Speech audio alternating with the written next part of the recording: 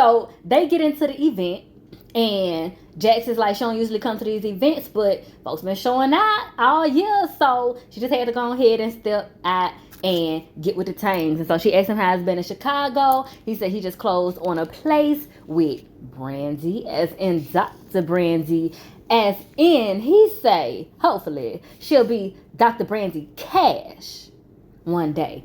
So, looking real up and up. Jax, you can kind of see it in her eyes that she is a little bit disdained by such. You know, she just wanted to, it's like she just wanted to know that she could if she wanted to. You know what I'm saying? Even if she don't.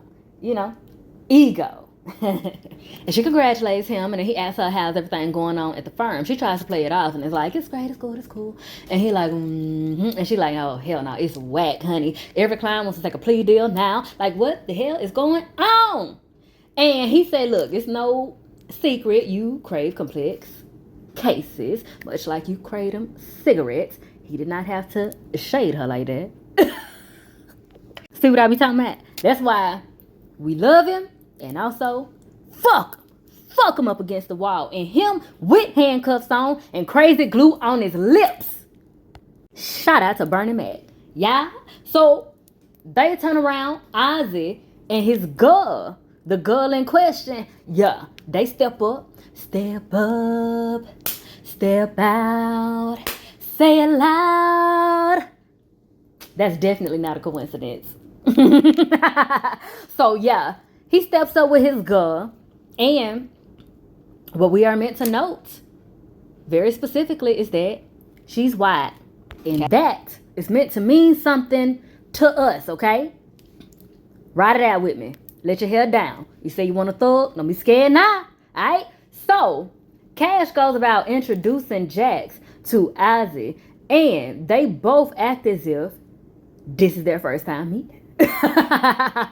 See that parallel? Boom, TikTok. So, they making pleasantries and such, and complimenting each other's outfits and everything. Miss Lady compliments Jax's dress, which, yes, God, it deserves all of the compliments.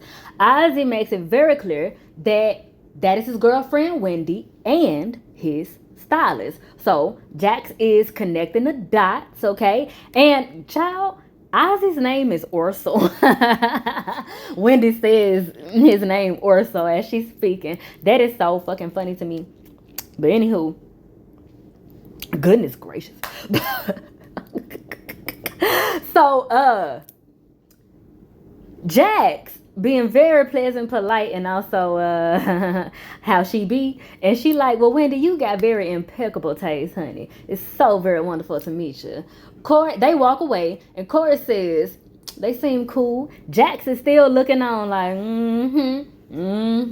peeping the tangs. So we in there, the lights is down. We is doing all of the applause and everything. And Corey comes on down off the stage with his award, and he is messing with Jax, talking about, you want to feel it? Sorry, please. And he does, though, as much as he's been an asshole, he follows up with reassuring her and saying, I meant what I said, though. This as much as yours as it is mine. Then why don't you get her a copy made? Why don't you, like, let her keep it at her house? You know? Like, it's both of hers, but it's both of y'all's, but y'all keep it at her house. Get her a little small one made or something. Get her a copy made. Give her a trophy, bitch. I want to punch him, cause, child, little transparency. I've dealt with people of that nature where they'll do all of this talking like, oh, I appreciate your work, I appreciate what you do, I appreciate da da da da, but they don't ever go the extra mile to really like give you your credit for real. They don't ever go out of their way like, why didn't you have her come up on stage with you? Why didn't you go out of your way to mention, hey, Jax did a lot of the ground and heart work for this case. Like, literally would have been nothing without her. Why don't we make this a dual honoring? He literally could have done that, had the pull to do so. He could get her one of them damn trophies made. He could do that. So that's why it's like, yeah, you invited her and all of that good shit, and you give her this and that, but it's like, it's only so much. It's only so much. I'm gonna only let you know how good you are so much. I'll breadcrumb you with the compliments and the credit that you deserve, but I'm only gonna give you so much so that you don't ever realize how much you actually deserve the whole fucking cake, the whole damn pan of cornbread, the whole damn pan of lasagna, pot roast, motherfucking crab boils, a whole damn feast, everlasting supper. But they only gonna give you breadcrumbs because they don't want you to know exactly how good you are, and they don't want you to be better than them. They're very afraid of you being better than them. And they know that you already know how good you are. That's why they gotta slip in, because the whole time they're talking, he's doing this thing, which is a manipulation tactic. So keep that in mind for your everyday life, and you dealing with people and you talking to them, and every other sentence is a compliment, and then they're jabbing at you, and then they're complimenting, then they're jabbing, and they're complimenting, and they're jabbing, and they're complimenting, and they're jabbing. He's been doing that to her this whole time. Amongst, if you really feel that way about these very heartfelt compliments that you're giving, why don't you go the extra mile to give her the leg up that you know she deserves? It wouldn't be just giving her something. She's worked for it, and it's constantly being breadcrumbs by everybody with the shit that she deserves. And you have the opportunity to crack the fucking door open and let her cup run it over. Allow her to grasp her fucking cup. But you want to just give her droplets out of it. Yeah, I know you got a cut right here, but I'm gonna keep it right here in this capsule, and I'm just gonna give you droplets out of it. You've worked so hard for it, but I just think it's best for you if all you do is stare at it, and I give you droplets out of it. So again, I say, fuck him. So now they began to play like this whole tribute thing for Ozzy as well. And, a whole lot of scenes and compilations and commentary and whatnot on him from his child star career and the show that he was on and all of that good stuff. And then we pan over to Jax at the bar. And Ozzy finds his way to the bar. And she sarcastically reintroduces herself.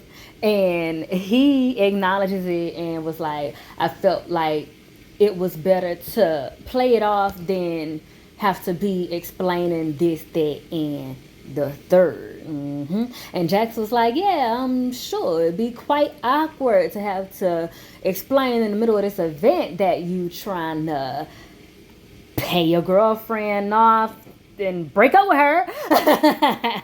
So he is complicated. She say, how so? But he kind of don't answer and look off. And she say, look, how about this? If I'm gonna take a guess, okay? And if I guess right, you gotta take a shot. If I guess wrong, I'm gonna take a shot. This man orders peanut butter whiskey. Make my stomach hurt just thinking about it. I don't like peanut butter. Give me a caramel. My orange whiskey, old fashioned. Something you can hold the peanut butter. Them peanut butter whiskeys be so strong with the peanut butter. But honey, if you like it, you like it. It's also, every guy I've ever known and dealt with that had a proclivity towards peanut butter, they was a little off in the head. I ain't gonna lie, not even a little off in the head. It's very much so nutty. Very, very nutty indeed. All of the pun intended. Peanutty butter. The personification. So, she takes her guess as he orders the shots.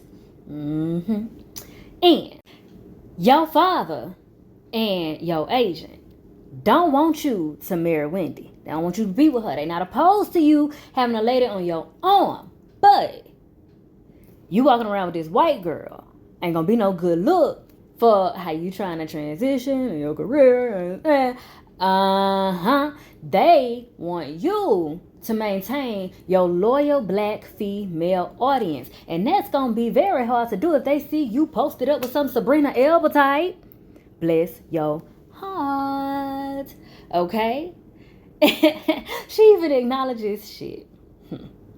Maybe even they'll accept some racially ambiguous, undeniable bad bitch. Okay? But that white girl, absolutely not.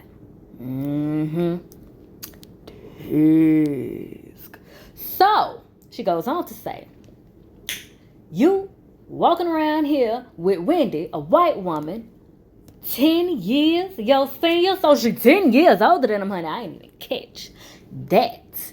All right, honey.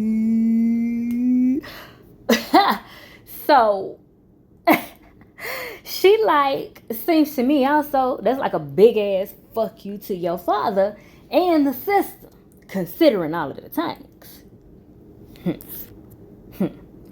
So it's so funny that as she says that, in the background, very timely, honey, the audience starts cheering. As if they can overhear the conversation, right? Though they can't, but that's a real cool feature that they factored in there. That is impeccable. That's beautiful. I love that. So he slides her the shot as a result of what she says. She like, oh, hell nah, ain't no way I'm wrong. He say, nah, you ain't wrong, but only about one thing. So he say, he really do love Wendy. It's not just no trying to be rebellious or no shit. Like, he really feel like that's his one. Like, he fuck with her for real. He ain't about it. He making that bad, ain't about nothing. Well, Jax is impressed. And she kind of firmly acknowledges and counsels him in this moment. And she goes on to say, you know, my daddy used to tell everybody, my daughter is going to be Claire Huxtable. Know that reference point. She said, meanwhile, he's running around town being Pookie from New Jack City. Tisk, in case you ain't know, Pookie was on that rock real hard, honey. It was calling him, man. It was calling him. It just wouldn't stop calling him. Long live Pookie, bro. He put up the good fight, honey. So he like, oh, so your daddy was a drug addict. She said, still is. As far as I know, we don't speak no more. Be like that, huh? So she said, but the point is, she went to law school for him, but she became a lawyer for her. That is real nice to implement, because we see Lewis working through her in this moment as well. I love that. Okay? So he takes that in, but then he like kind of whips his head. I love that actor's choice for him to like, that body language of him whipping his head and like shrugging his shoulder in a way to literally physically like shake that shit off of him. Cause he felt what the fuck she said. And that whipping body language that he gave was on point. Cause it's like he wants to shake that shit off. That shit touched him and embraced him. He wants to get that shit up off of him so he can bite back. And be like, okay, unlike you, if I don't eat, no one eats.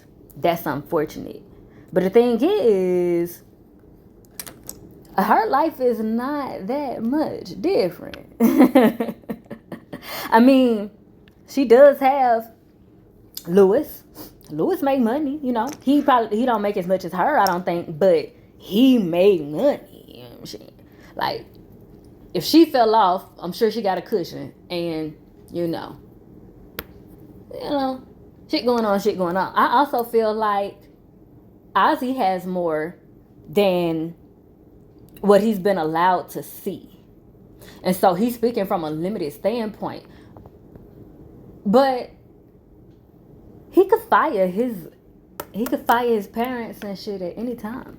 He could literally tell Jax right here in this moment that he want to fire them and he want to reclaim his life and he want to sue for abuse and all types of shit. But he don't have that awareness. He don't have that awareness in this moment.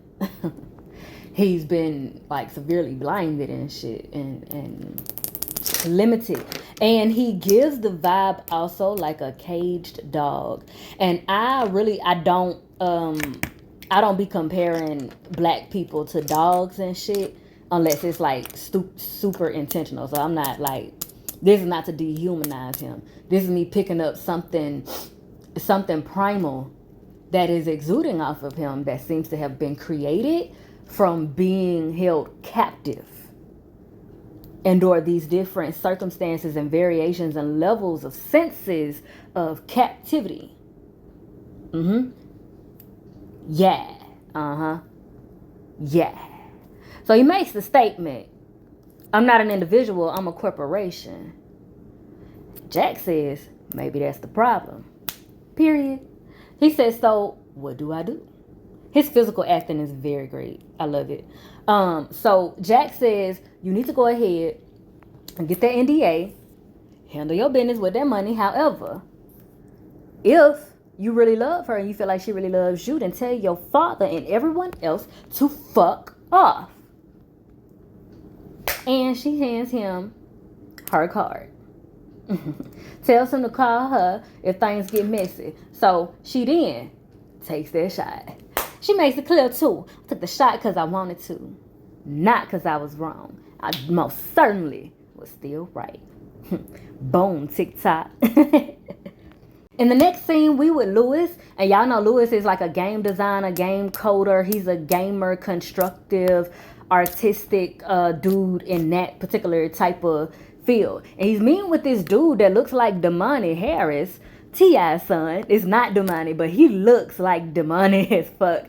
And so apparently he is a new black coder that Lewis is meeting with and basically consulting with each other to see the possibilities of them collabing. And Lewis is like hella excited about this because their team is small yet impactful, and he finds it really impactful to come across this black coder because that's like a pink flamingo in the midst of a lion's den, you know.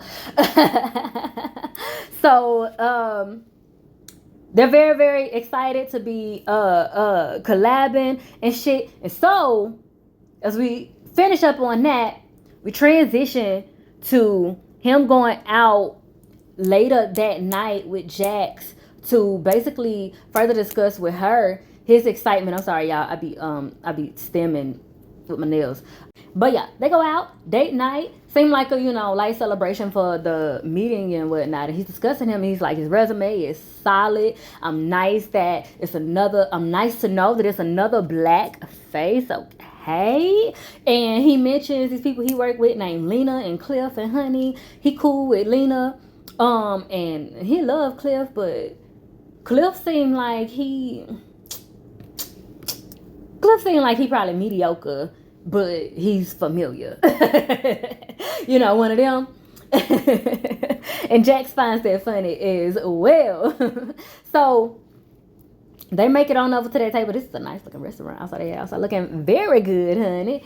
But yes, honey. So we probably are going to get to see him go back home to Philly because he starts to basically roll over into a conversation saying he's been thinking a lot, it made him think a lot about his friend's back home, back east, and it'd be nice to have a work friend that he has something in common with and shit.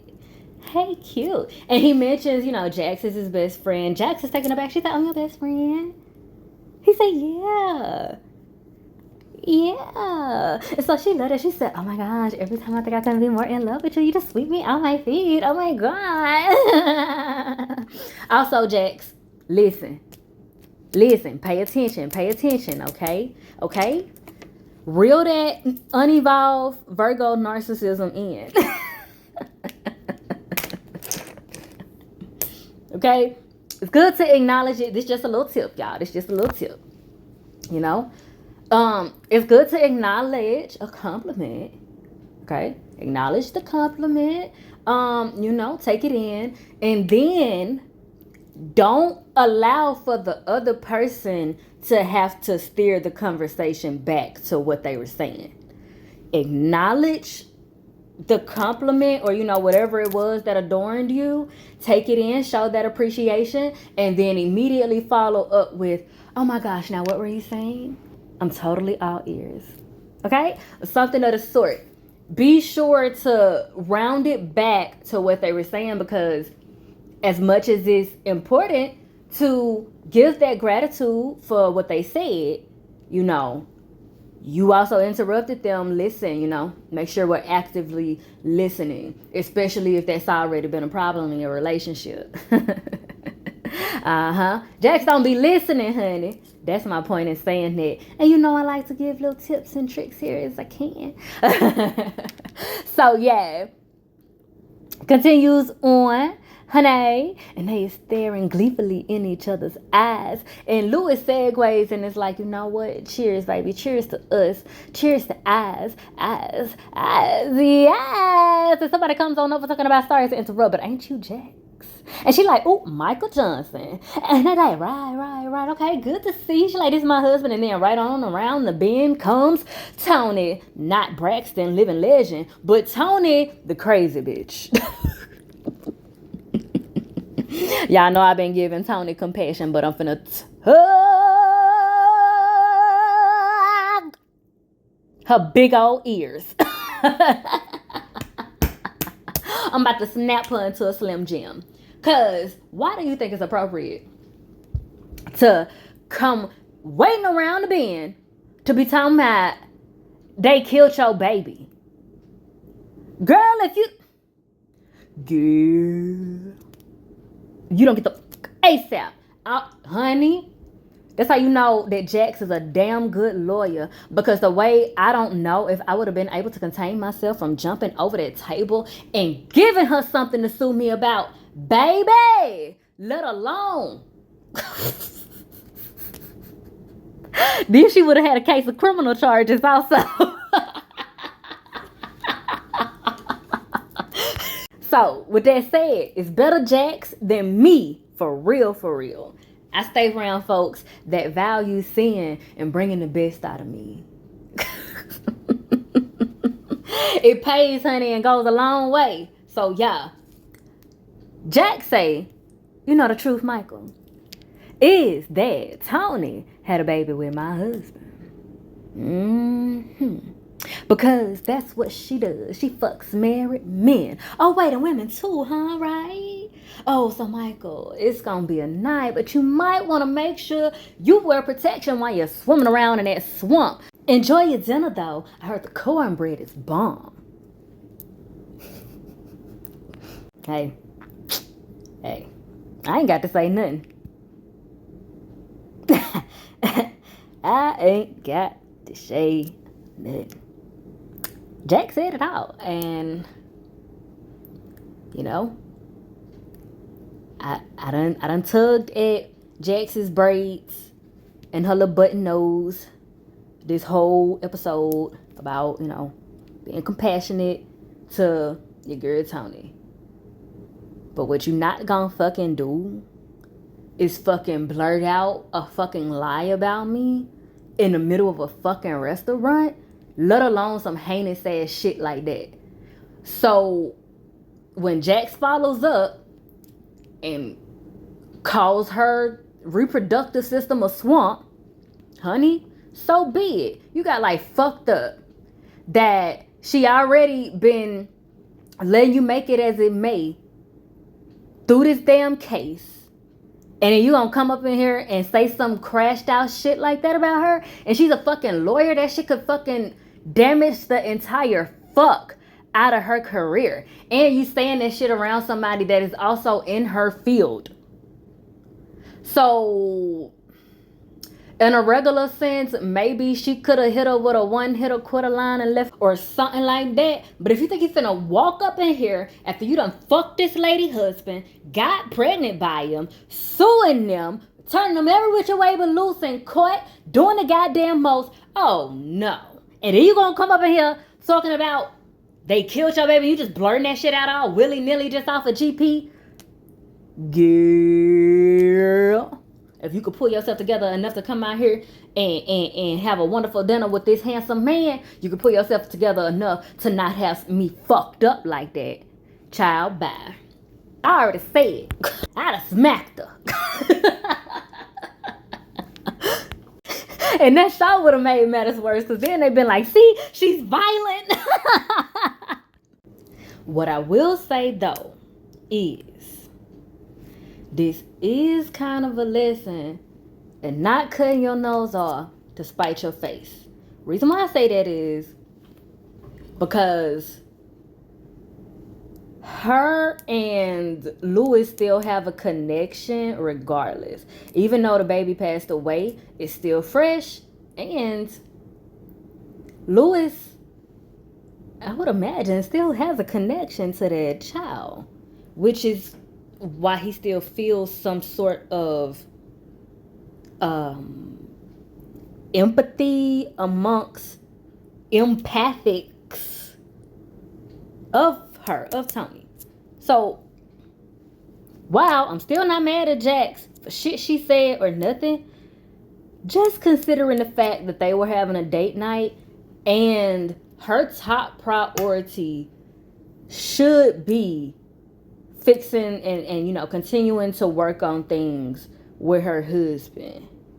And I feel like the way she went in on Tony was kind of at the detriment of progress that they had just made in their relationship and a really cool loving moment that they were having, you know, on their date in that moment before they strolled up. So that said, I feel like while she had every right and reason, I feel like she also gave her power away, because the way she went in killed the vibe of their date night. The way she went in, it's like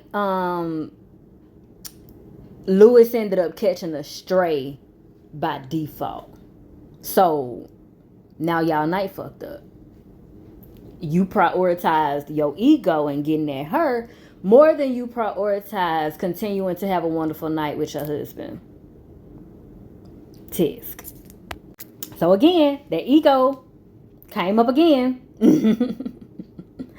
And we get back to the house that night. And they gonna argue, honey.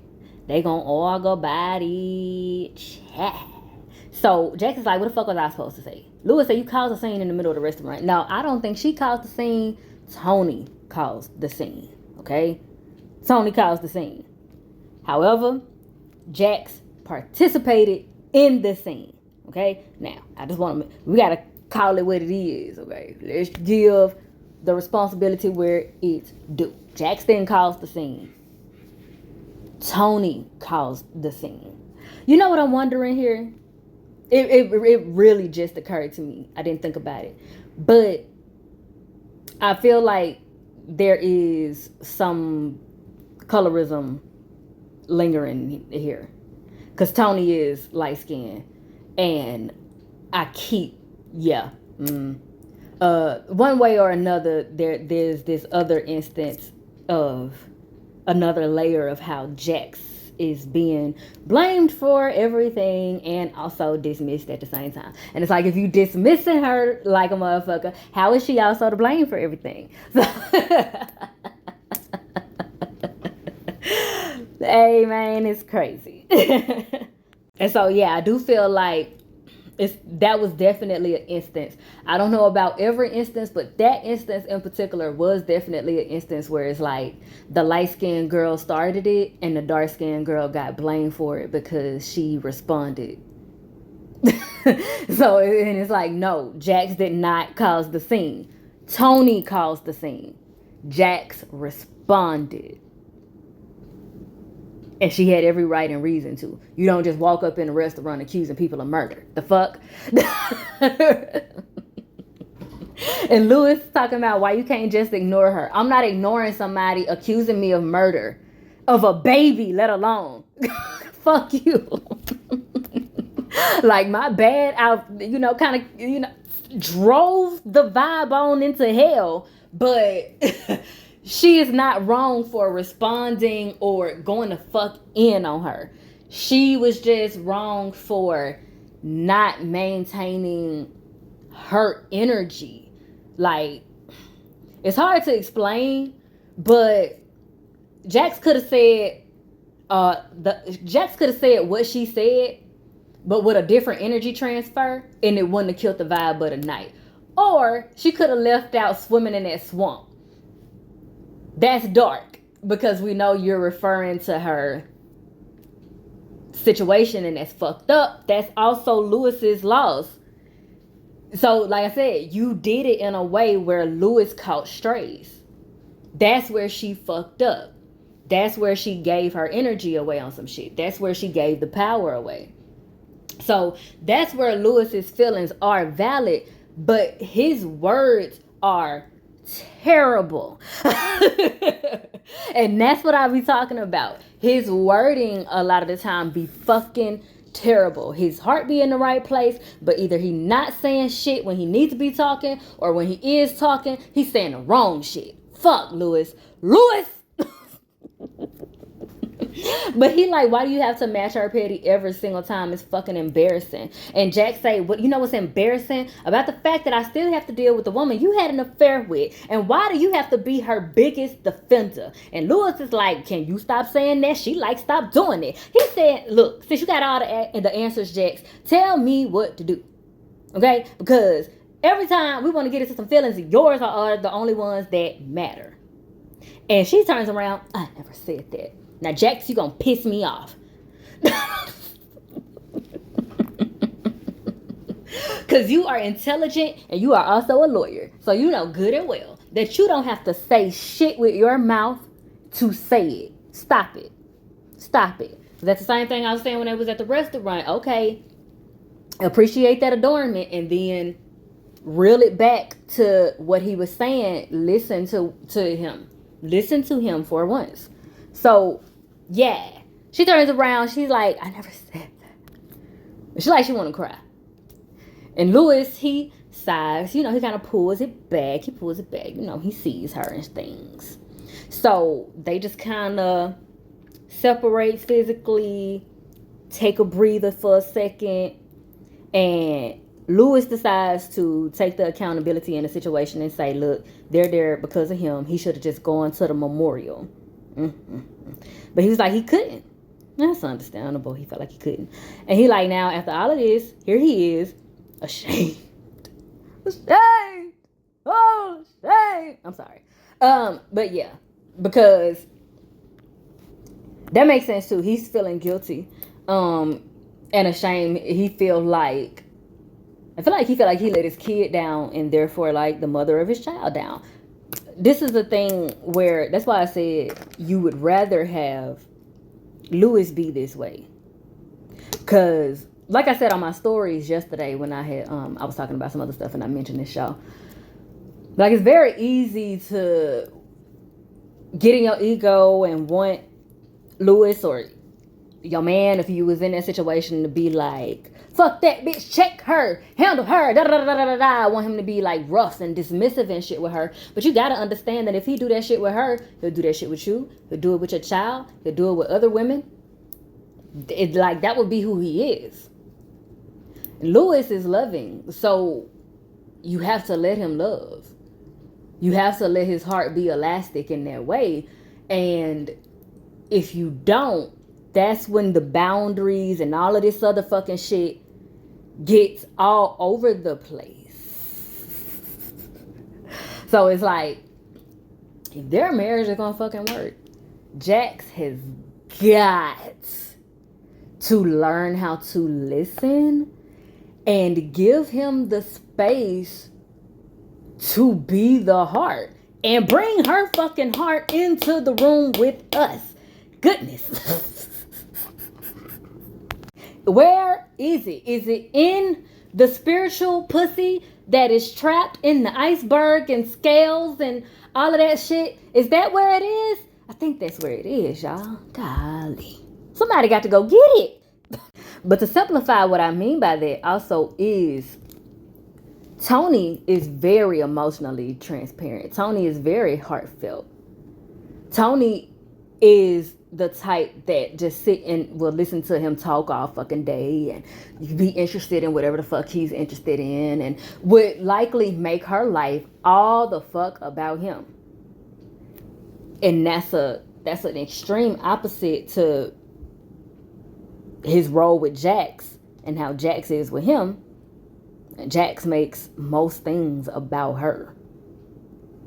Tisk, right? So, you see what I'm saying? This is what I'm saying. She does not give him the space to be his big-hearted self with her.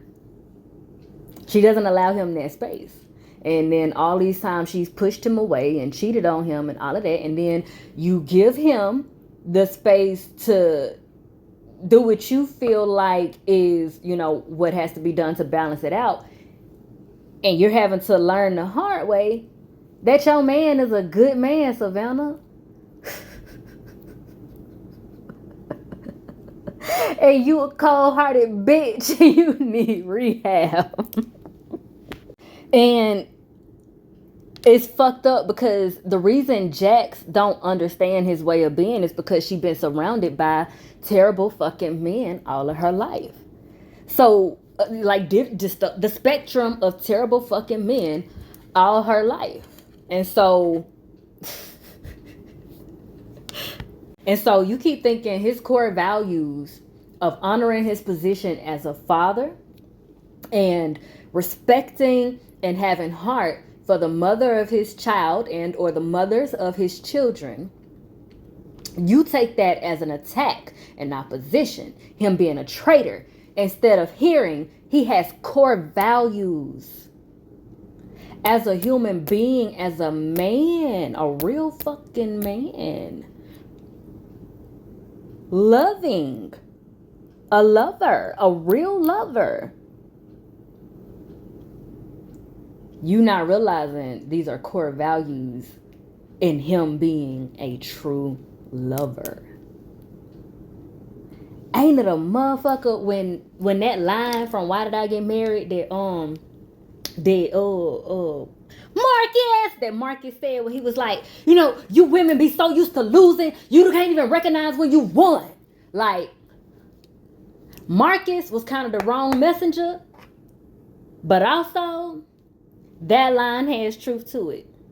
And child, the way Jackson Lewis be going, that hoe be ringing true. But he continues on to say all of that shit, you know, not showing up to the memorial, and on top of that, seeing the way that it affected her, it made him feel like a failure. It made him feel like he just let everybody and everything down. I feel like he let everybody and everything down also by, I feel like he feels like he dishonored himself by taking Jax up on the hall pass. And y'all, I ain't gonna lie, as much as I ship them, Jax girl, you better go get your heart out of your spiritual pussy that's trapped in the iceberg, honey. Cause that man might start to resent you.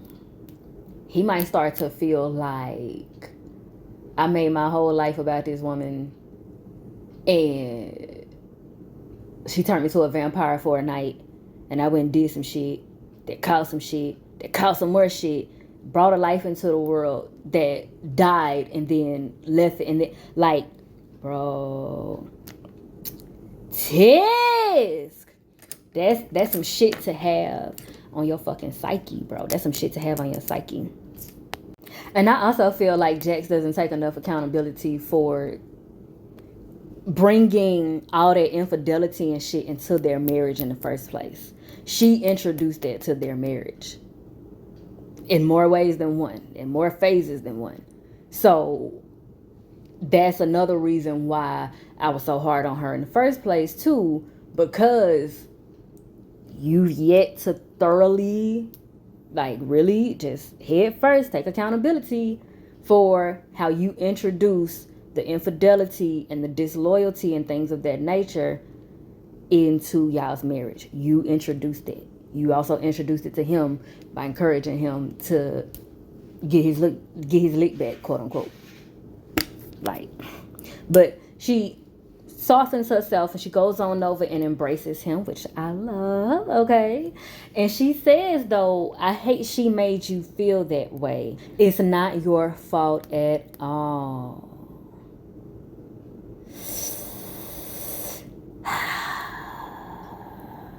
Jax is doing like right things and terrible things all at the same time, because her body language and everything is in the right place. You can also tell by the look on her face that she's even conflicted by what she's doing amongst what she's saying. Saying, I hate she made you feel that way, is disregarding to everything he just said. That man just told you his experience and what he felt. And you went over to console him and said what you wanted it to be, what you thought ought to be the truth, which is again making it that Tony has done something to him. That's not what he said. He said he made decisions and realizes he dishonored himself, dishonored his deceased child, dishonored the mother of his child, dishonored the family that he had already created. That's what he said to you. And you are steady committing to what you feel like ought to be the truth. Jax, my girl, tisk. Tisk. Because also, he just told you he has fault. He does. He does. He's an adult. He's a man. He's a father. He made decisions. There were consequences. And he's owning it. You need to take notes. You need to take notes. Because her failure to do so is also what has her in this cognitive dissonance of what she's doing in this moment. Because she's calling herself trying to console him, but she's really consoling herself because she's feeling guilty because she knows she introduced this shit to the relationship. But she is fighting tooth and nail to not totally face it. Holding on to her ego for dear life, honey. Tisk. Let's see if it's worth it. But she admits that she's scared. That one day, somehow, some way, she gonna come between them again. Child. She said she trusts him. But she is scared. And I'm gonna give her credit. I'm gonna give her a credit right there for that progress. Because she was fucking up on the intro. But she landed the plane efficiently, okay? Good job, Denzel Washington character from Flight. Ain't that the movie? It's based on a true story. He was hyped up on like hella drugs and shit, and he fucked up, but he landed the plane good.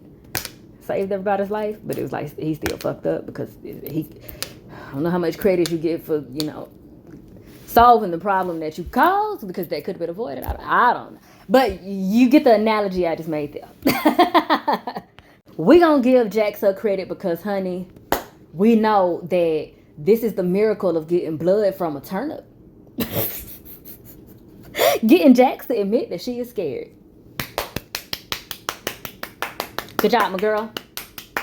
You have found the strength and your vulnerability. Well, you've embraced a strength and vulnerability. We'll find out if she actually found it or not. So Lewis again reassures her. He said, baby, ain't nothing will ever come between us again, honey. I love you. It's always been you. Okay? Despite your Virgo ways. I felt that, Lewis. I felt that, honey. Because, baby, you know anything about me. Oh, child. Me and Virgos.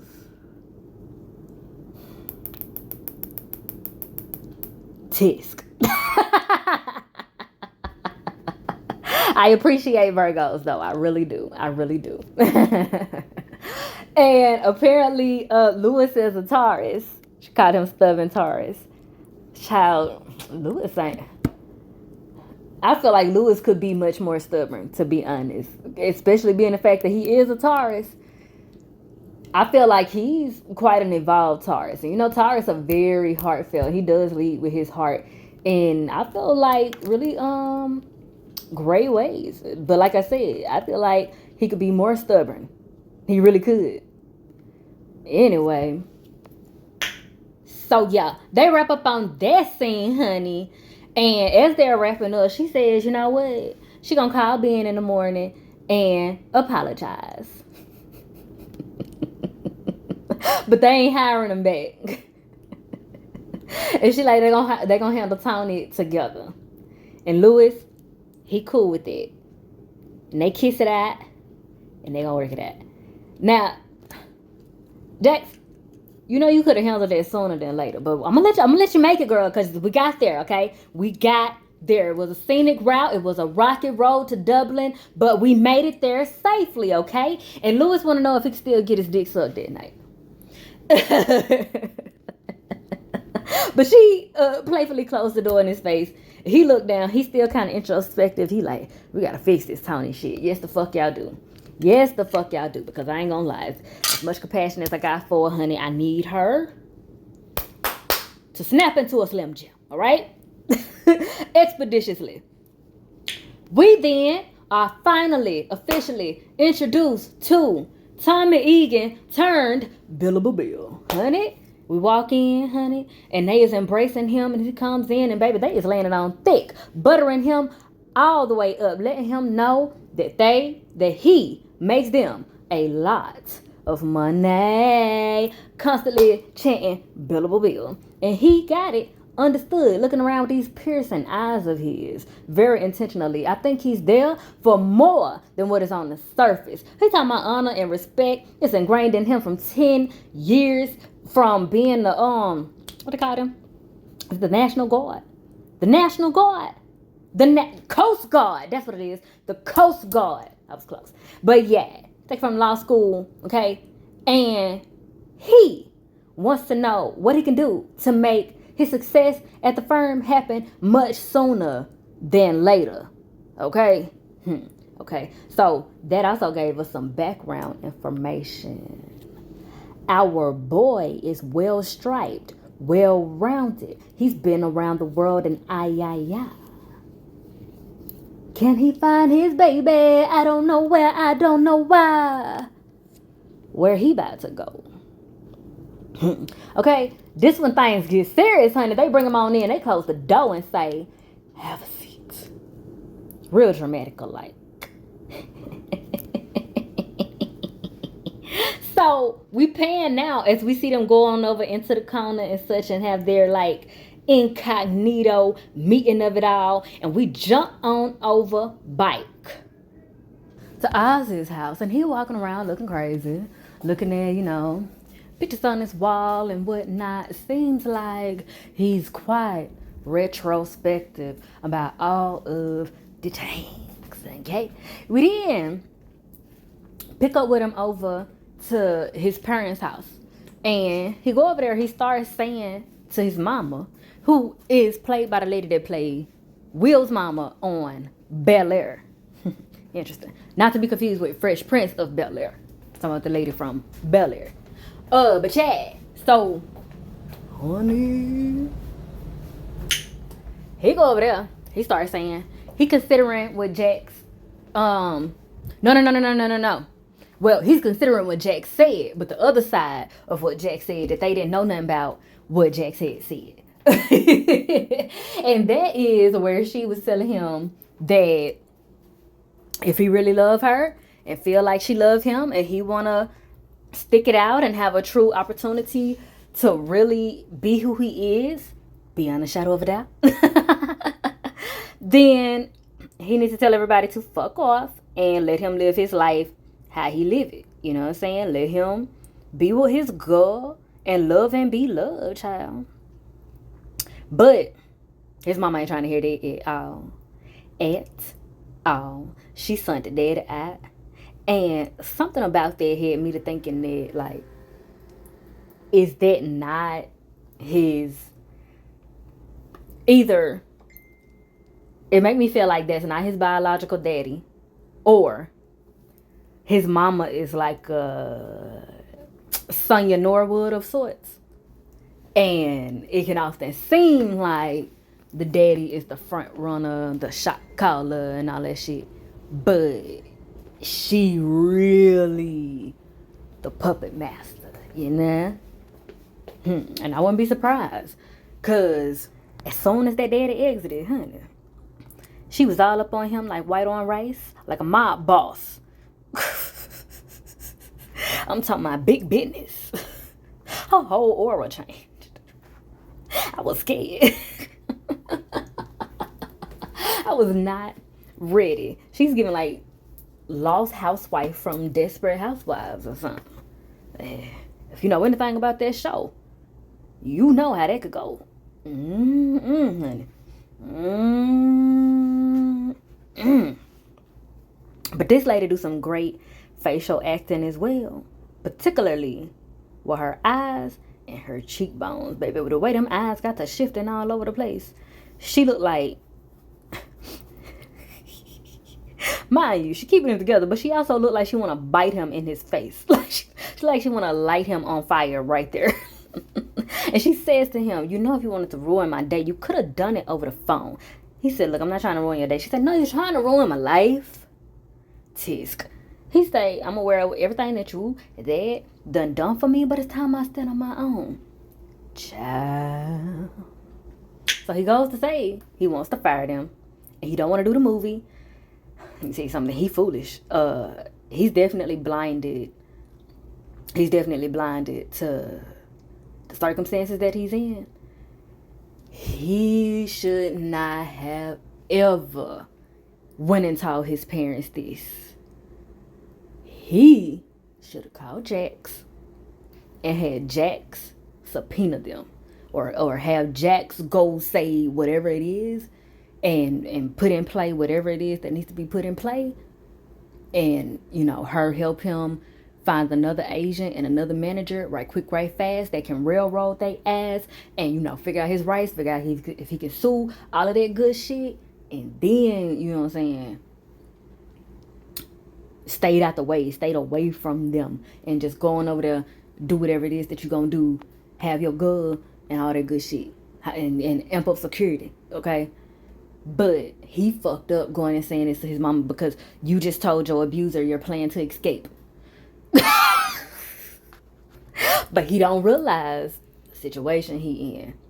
Tisk.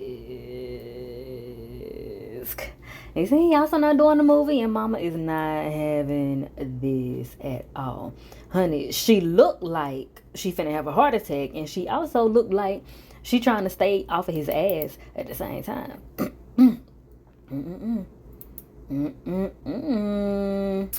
So basically, he just going down the line, saying the rest of his plans and talking we. Mama is like, is you speaking French? Who the fuck is we? He said, me and Wendy. Every time he say Wendy, she looked like her whole damn stomach gonna jump through her throat and start breakdancing in the middle of the floor.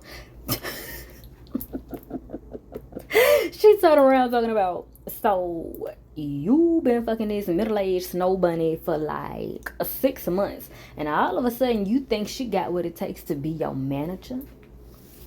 Honey, well, she called her a cradle robbing cougar. I had to fill in the blanks, okay? But she gonna call her something much nastier in a second. But anyway, she say that, and he like, nah, I ain't talking about her being my manager.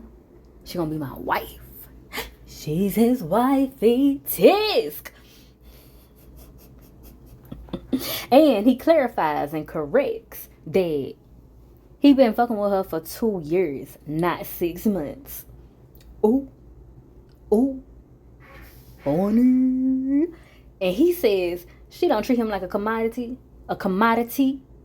She treat him like a man. A man. Have you ever seen South Central? No, I'm just trying to say it like a man.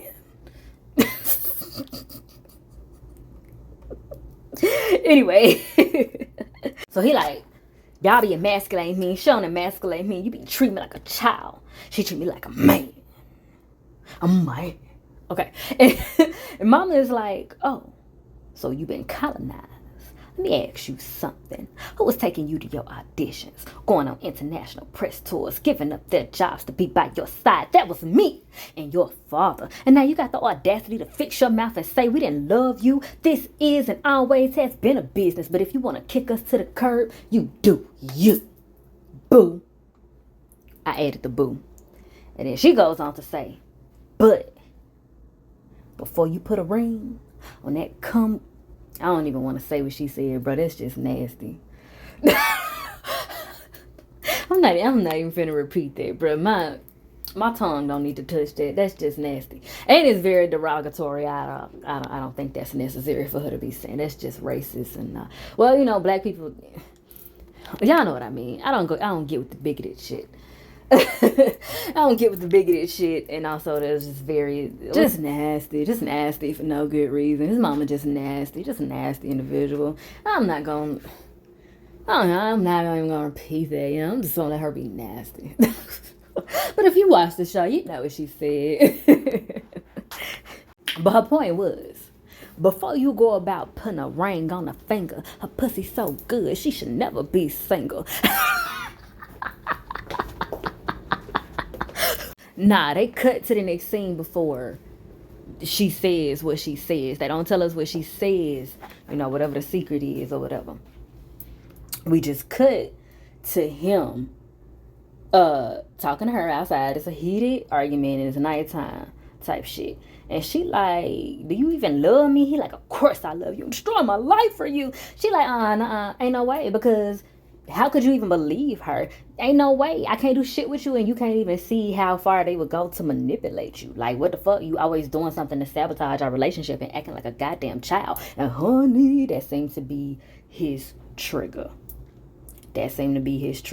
Understandably so. But that terminology of you acting like a child, that did something to him. Like I said, his physical acting is magnificent. And remember me saying him having like caged rabbit dog type little tics about himself. He also is giving, I've been saying overheated robot. And that came out when she said that too. He twitched like a motherfucker. It is also giving I couldn't think of the word for a second, my bad, y'all. Neurodivergency and or potentially on the spectrum of autism. It's a way that he twitched. Like, and I'm talking about the character. That is, not the actor. The actor is making acting choices. And I am giving him his props. and you know, giving my observation of what I see as being communicated through and with the character by him. Well, yeah, he's doing a magnificent job with his character.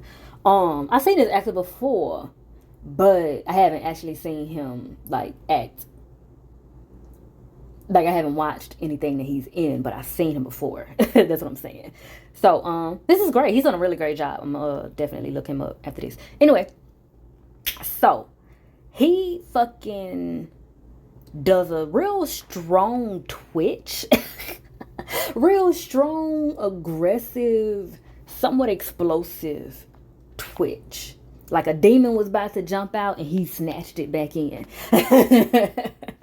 He quickly snatched it back in real quick. But he starts.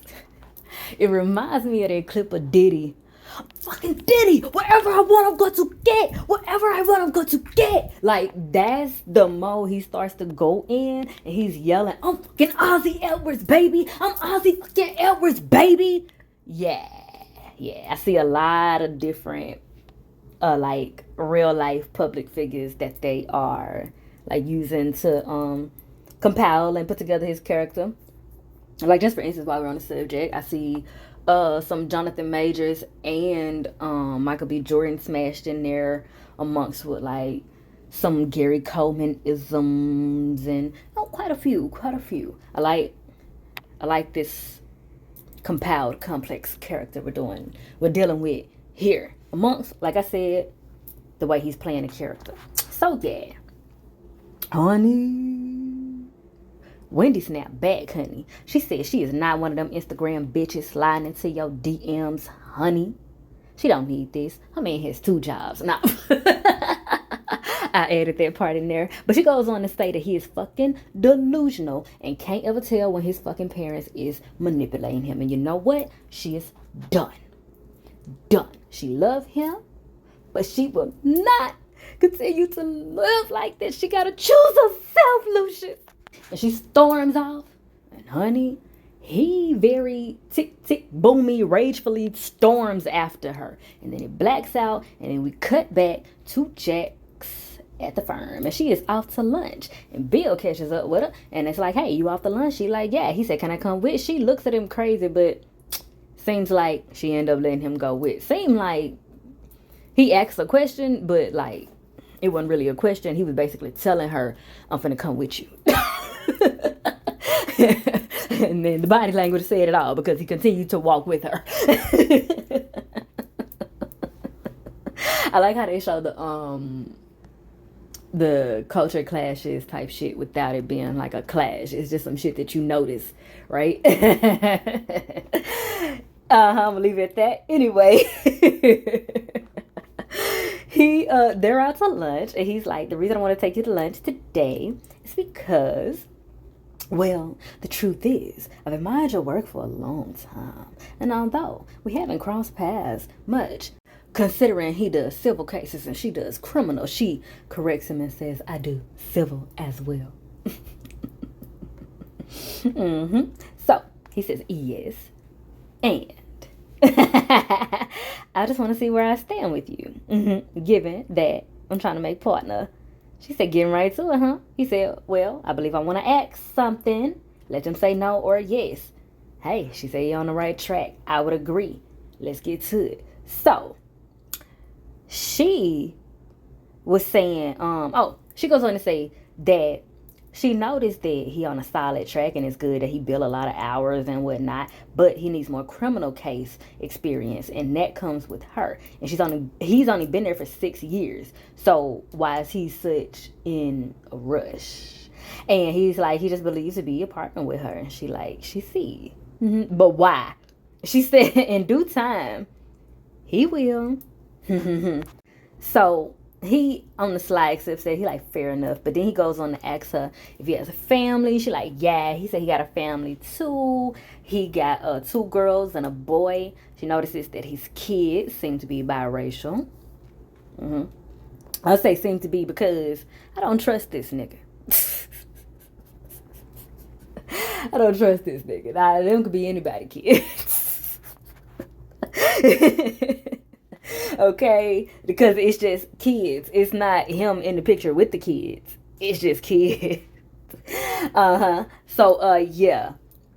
So she like, how did you and your wife meet? He's talking about on Black Planet. Please. But he just kidding. Child. So he was like, they met in law school. And she took some time off with the kids when they was young, and now she a lawyer for the city. Buildings and inspections. So, okay. I love to see it. So, he just trying to cherish it before they become teenagers. And, he trying to relate to her, okay? He trying to relate to her. He's trying to butter her up. I don't know how much of this I'm believing from him. I don't know how much of this believing from him. Honestly, I feel like he want to do her harm. I might still be seeing him as Tommy.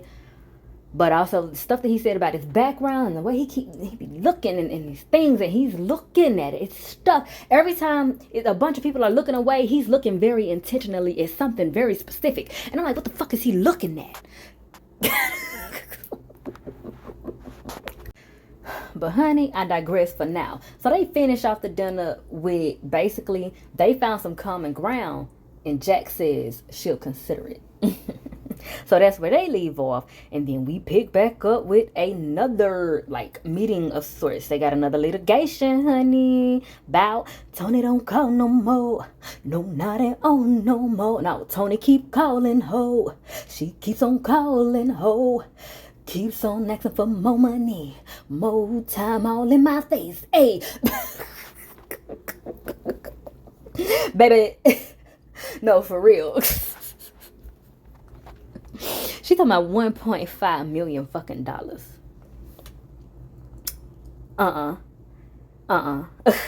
Girl, what?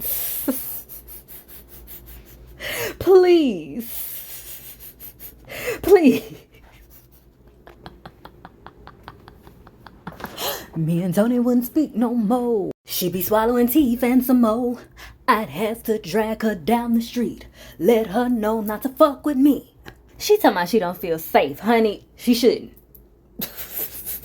She wouldn't feel safe coming at me talking about $1.5 million, girl. Honey.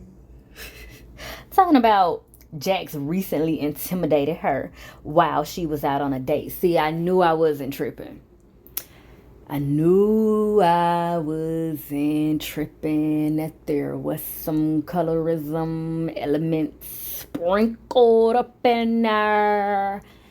And here she go trying to act like Jax is some scary dark-skinned black woman that scared her and all this other shit. Jax ain't even threatened her. Jax ain't even raised her damn voice. And she talking about she intimidated and she don't feel safe. Okay, light-skinned Karen. What the fuck else now? I cannot. So, Jax is like, yeah, are you fucking serious? I'm screaming. And even Lewis ain't buying that shit.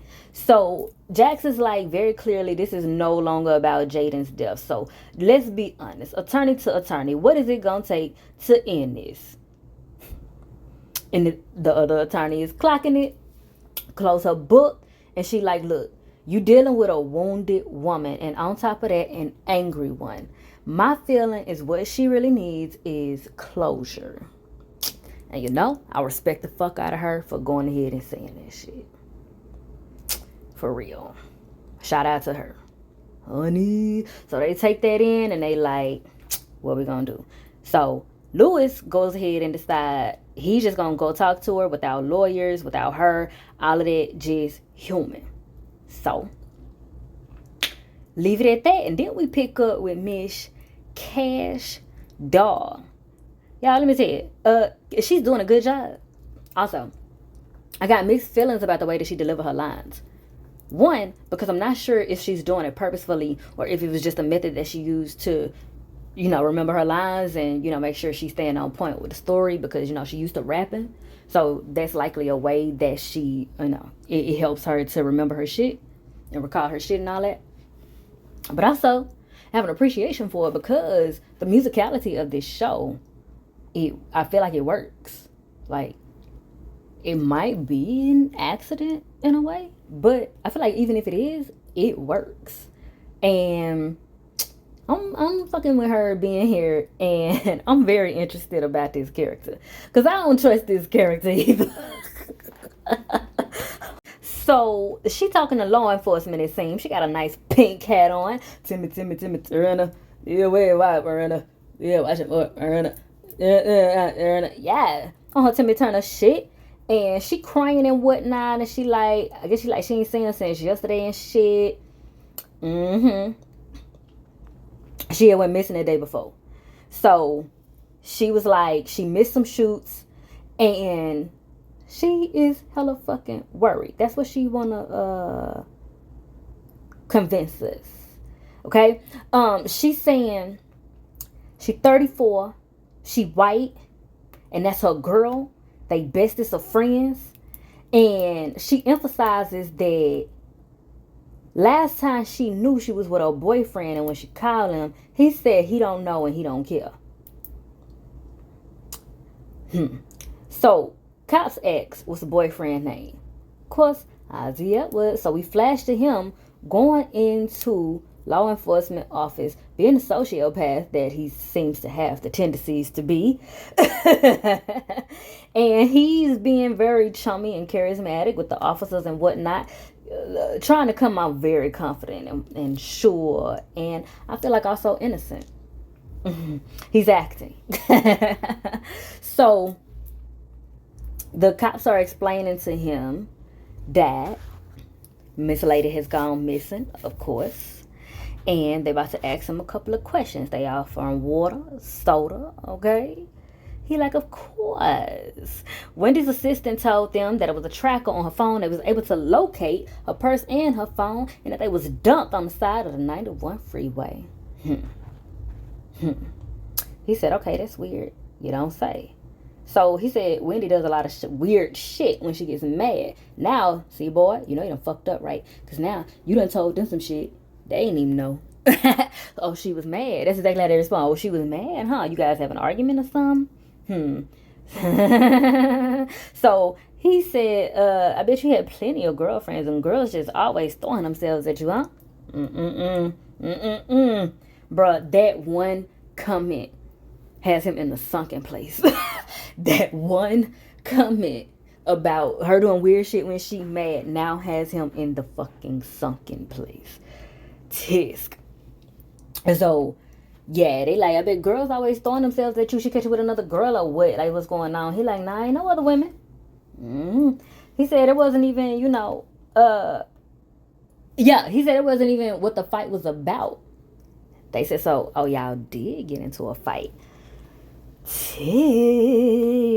He just bought himself another level, descending into the sunken place. Tisk. So they like, that's why she needed to cool off, right, huh? Look, everybody has domestic issues. Just ask one of his ex-wives. So he trying to convince them it wasn't a big deal. So they like, well, why didn't you report her missing? He said she not missing. She just do shit like this. She get mad over nothing, and then she runs off to some hotel, motel, Holiday Inn. And they like, well, why didn't you try to call her? He said, I just went home. Like, she do this often, so I didn't want to, hound her or anything. So I just went home, even though in the scene that we saw, he definitely went after her. So they said, you was home all night? He said, yeah. He like, is there someone else who can corroborate your whereabouts? He don't seem to have nobody.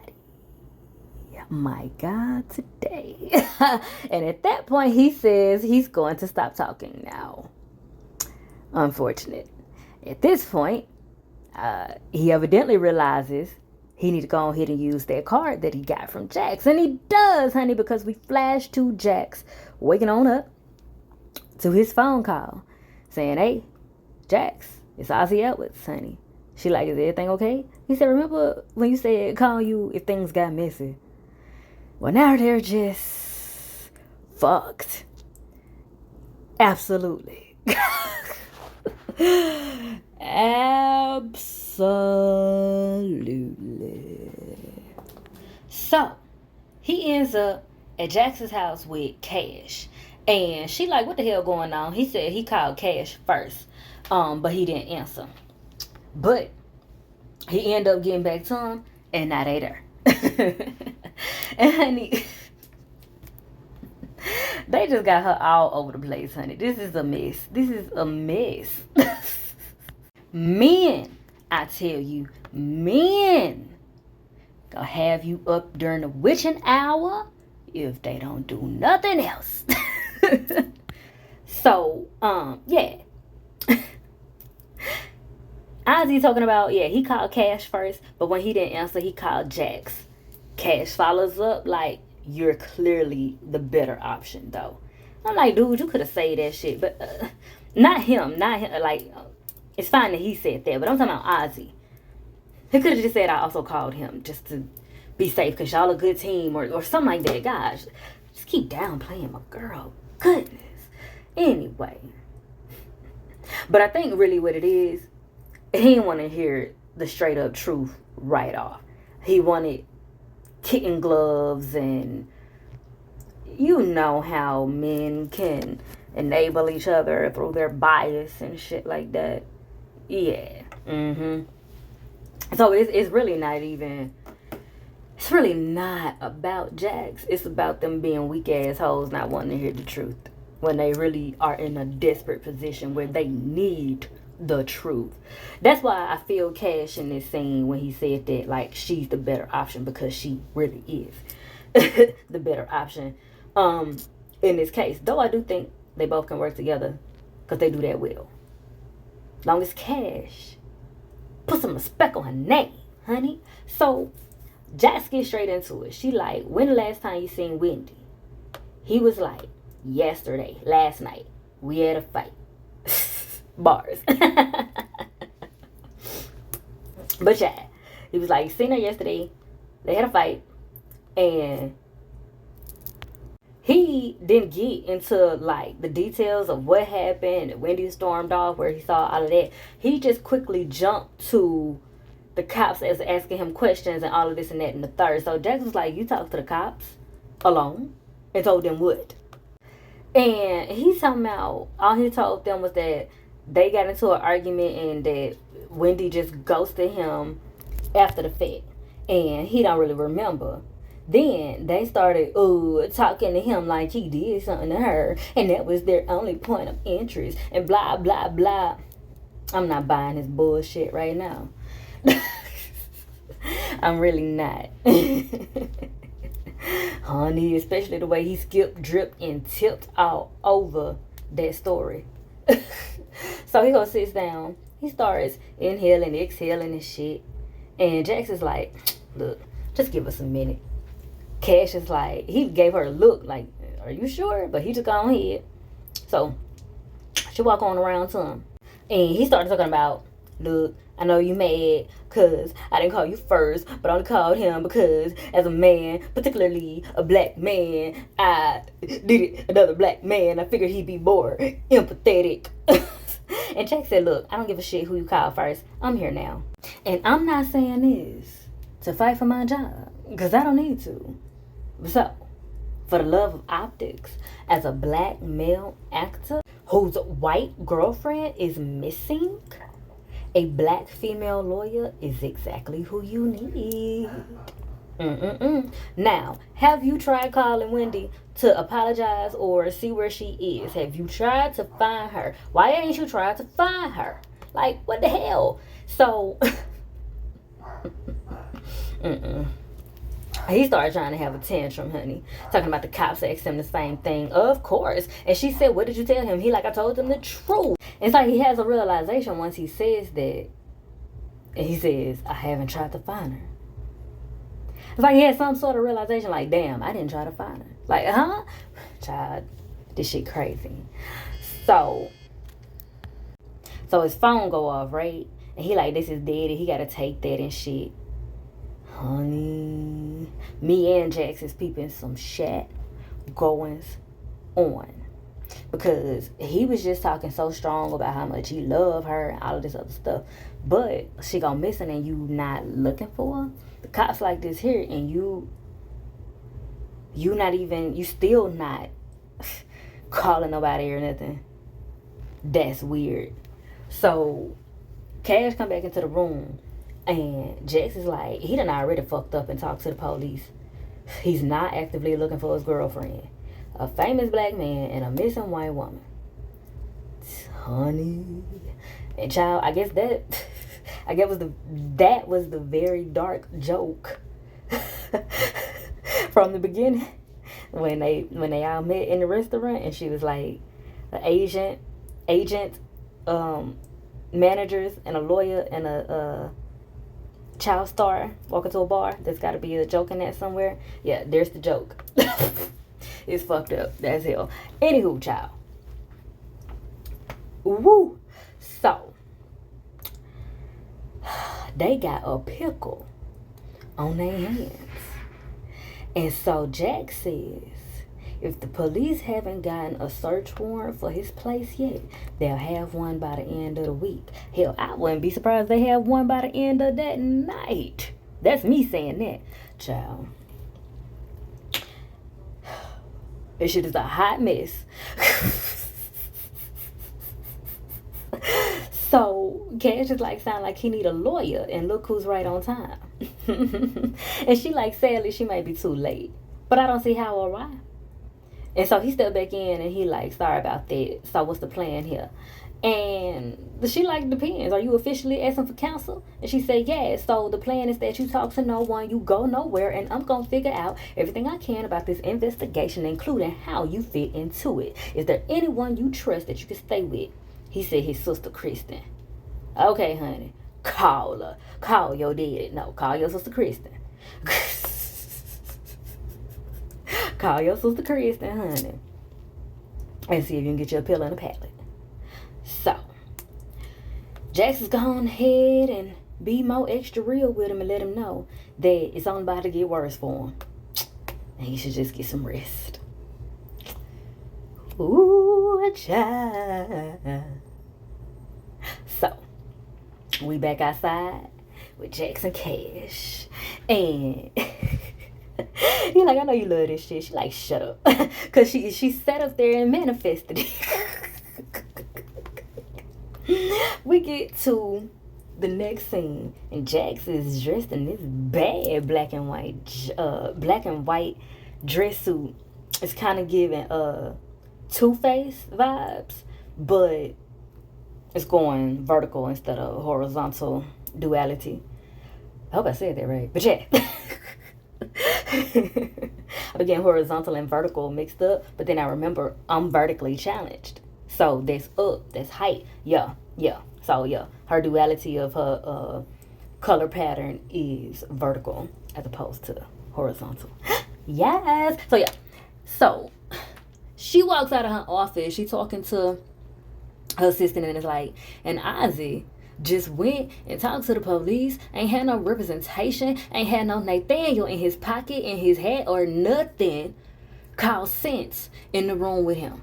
So the agent boy was like, I'm gonna figure out what his name is, because I do not want to just be calling him the agent boy, but I'm trying to specify which assistant I'm talking about. So yeah, he was like, so do you think that he hurt her? And she was like, well, they had a fight, before she went missing, and she can't be too sure, but according to him, it was heated. So she was like, also according to him, he was talking about she stayed low and all this other stuff, after they fight, she just go missing in action and shit. Like, she got a habit of that. I don't know if I believe it. Yeah, I don't know if I believe it. But, child, she tells him to call his source at the LAPD because they're going to need that information so they can figure out what the fit is going on. Okay, so may also be trying to see like if they can put out a search for her, go search the hotels and wherever else she might would lay low. Tisk. So there is also, I had to take a sip. There's also this little nugget that he plugged in that when she goes missing, she'll come back with a hangover and new filler. That sounds like he's trying to make her look bad.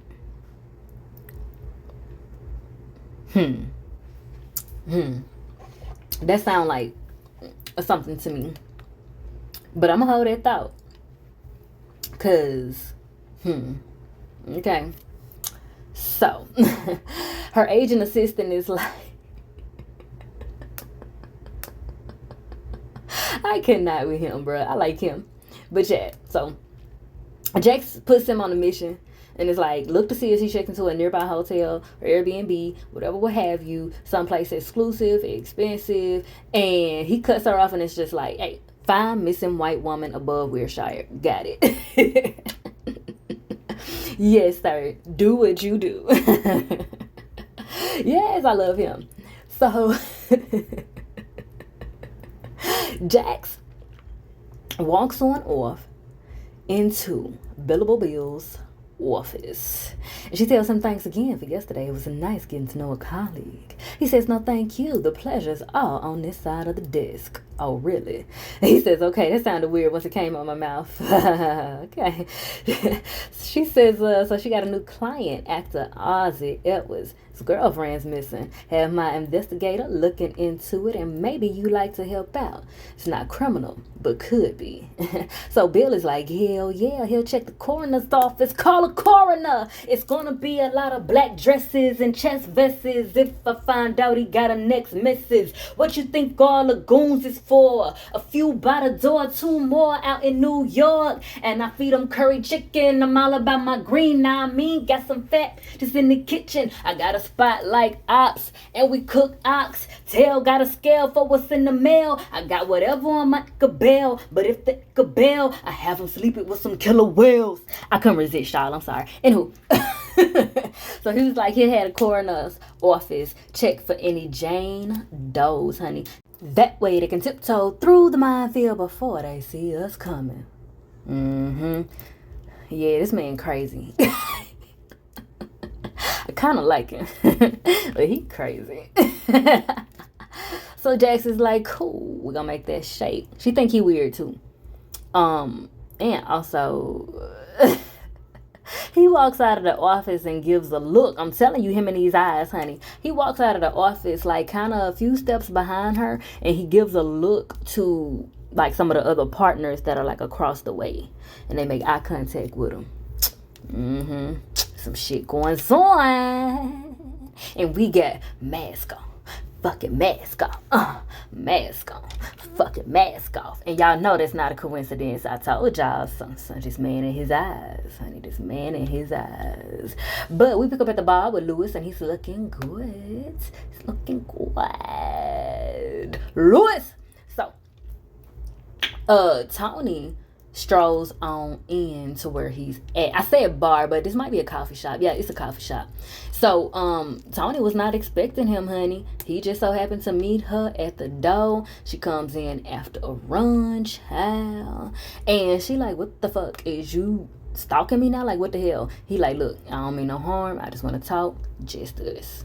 All right, so wrap up on that scene, and then we hop to a news report where they say he was holding like he just went pro. Nah, it's a missing woman, honey. Missing woman of A-list actor.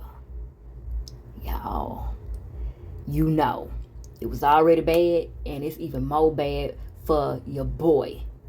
And they done named her child. Wendy Collins, Hollywood stylist, has been reported missing, and they have shared this. In fact, the point of interest has been yet to be released, but sources say that it is allegedly Ozzy Edwards. And apparently too,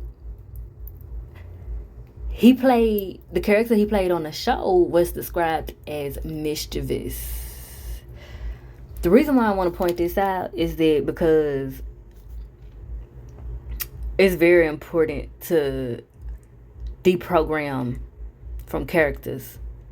And when actors work on a series where they play, especially child actors, when they work on series and they have to play that one character for years and years and years and years and years at a time, it can be very easy for that character to basically consume them like venom, and very difficult for them to deprogram from it.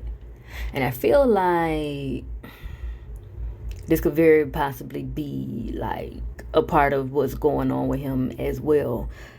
Like amongst all of the other identity issues, he's likely kind of having some Heath Ledger shit go on also.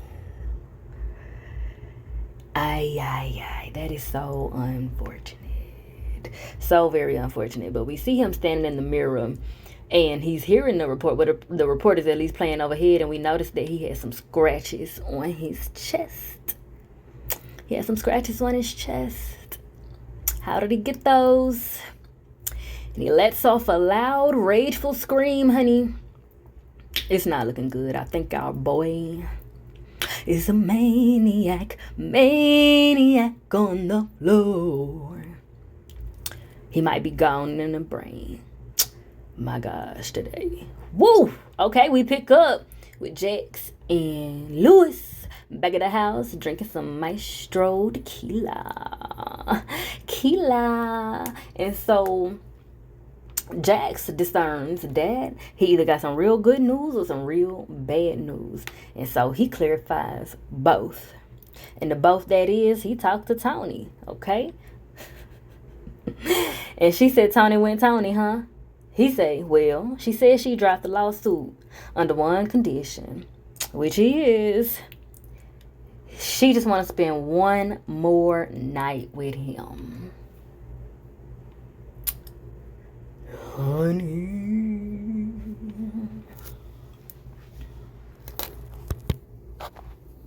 And as soon as the screen blacks out, we hear Jax yell, fuck! No, for real. But this is where I was talking about I would then bug him and then let her incriminate herself and countersue. But they are just trying to end it. So, shit. But we'll see how that turns out on the next episode.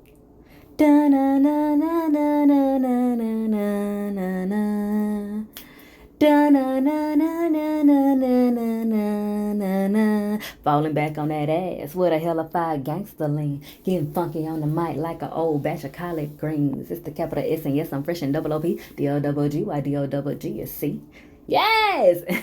That also was the perfect song to to end off with. West Coast, eh?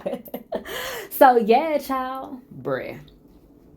I know this is a long ass video. It's actually longer than it's gonna be to y'all because I'm gonna speed it up and, you know, do all of that other good stuff to it. But it was necessary and I had a great time. I hope y'all had a great time, having a great time, have a great time. And child, be sure to be back through these Queen of Quarters for the next time.